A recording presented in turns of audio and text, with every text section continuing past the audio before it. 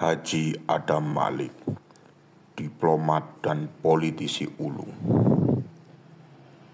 Dilahirkan di Kampung Keling, Pematang Siantar pada tanggal 22 Juli 1917. Merupakan anak ketiga dari 9 bersaudara, pasangan Haji Abdul Malik dan Salamah.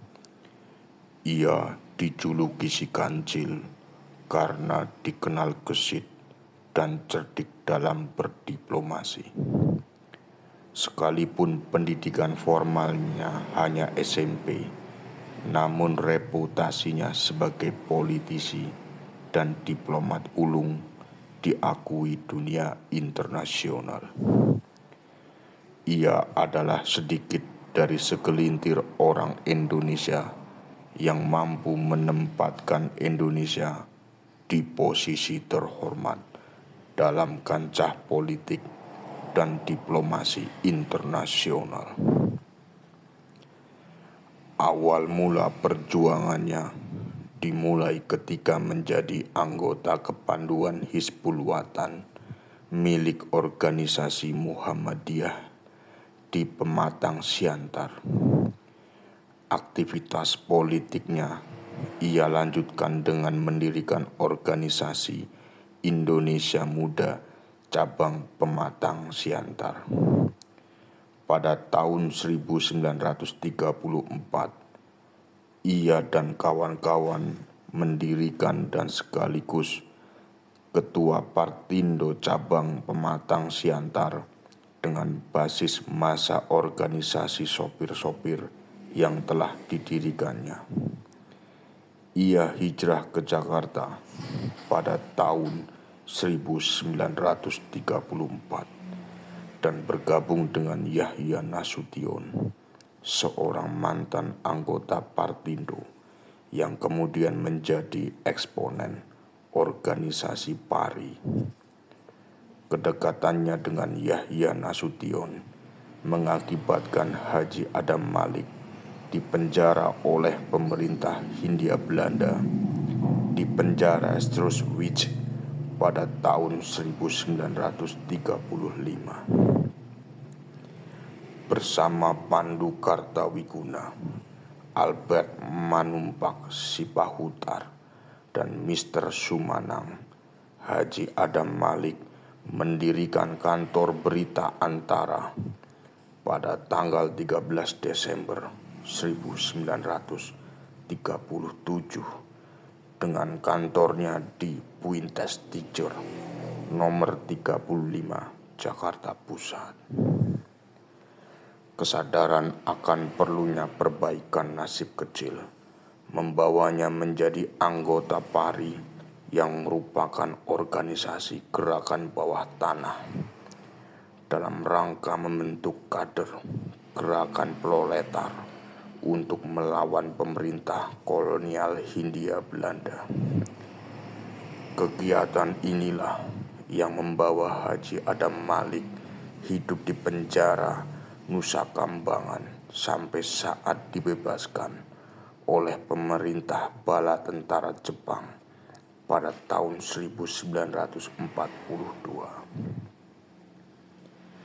Haji Adam Malik termasuk kelompok pemuda yang menghendaki Indonesia segera menyatakan diri untuk merdeka setelah Jepang menyatakan takluk pada pasukan sekutu.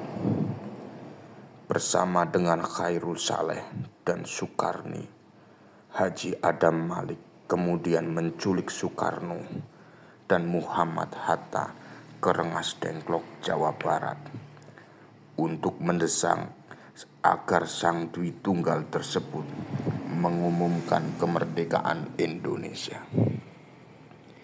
Sikap politiknya yang cenderung radikal dan kekiri-kirian masih terus dipertahankan ketika ia masuk dalam organisasi Persatuan Perjuangan yang pada tahun 1946 menculik Perdana Menteri Sultan Syahrir karena tidak puas dengan hasil perundingan Belanda Indonesia yang mengakui kekuasaan Belanda secara de facto di Indonesia dan menuntut merdeka seutuhnya.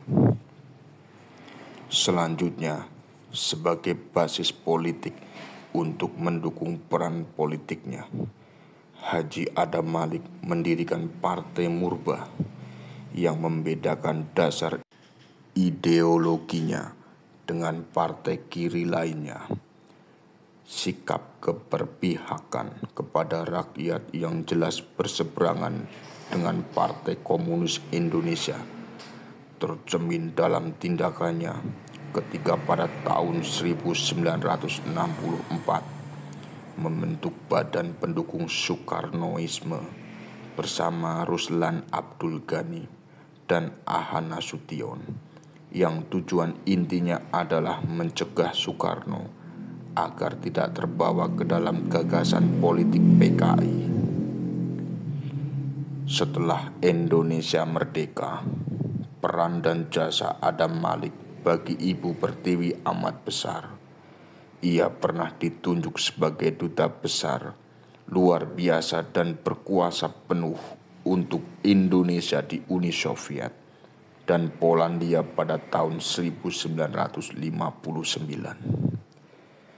Berkat kepiawaiannya dan kelincahannya dalam berdiplomasi secara rahasia dengan delegasi Belanda di Virginia, Amerika Serikat, Perjanjian New York akhirnya ditandatangani pada tanggal 15 Agustus 1962 hingga menyebabkan Irian Barat kembali ke pangkuan Ibu Pertiwi. Semangat kebebasan bersikap dalam pergaulan internasional tercermin dalam deklarasi Bangkok yang ia rumuskan bersama wakil 4 negara Asia Tenggara, yang kemudian dikenal dengan prinsip dasar ASEAN tahun 1967. Semangat yang sama juga tercermin dalam pidato pengukuhannya sebagai Ketua Sidang Umum PBB ke-26 tahun 1971-1972, yang dalam hal meneruskan dan melebarkan jalan politik sebagaimana digariskan oleh Bung Karno tahun 1960-an mengenai tata dunia baru. Bagi yang kaya dan yang miskin tidak ada hari depan yang terpisah. Harus ada hari depan bagi kita semua. Perannya dalam proses integrasi Timor Timur ke wilayah negara Republik Indonesia adalah rangkaian pembicaraan dengan Menteri Urusan Seberang Lautan Portugal, Dr. A.A. de Santos, yang menghasilkan Roma MOU tentang cara terbaik menyelesaikan proses dekolonisasi Timor Timur. Ketika menjabat sebagai Menteri Luar Negeri, ia mempunyai sikap yang jelas dalam membawakan politik luar negeri bebas aktif. Sikap bebas diartikan sebagai Indonesia memiliki jalan dan pendirian sendiri dalam menghadapi pergaulan dunia dan aktif berusaha memelihara. Haji Adam Malik juga pernah ditunjuk untuk memulihkan keanggotaan Indonesia di Perserikatan Bangsa-Bangsa pada tahun 1967. Selain itu, juga ia tercatat sebagai salah seorang pemrakarsa berdirinya ASEAN pada tanggal 9 Agustus 1967. Reputasinya sebagai diplomat ulung membuatnya terpilih sebagai Ketua Majelis Umum PBB ke-26 pada tahun 1974.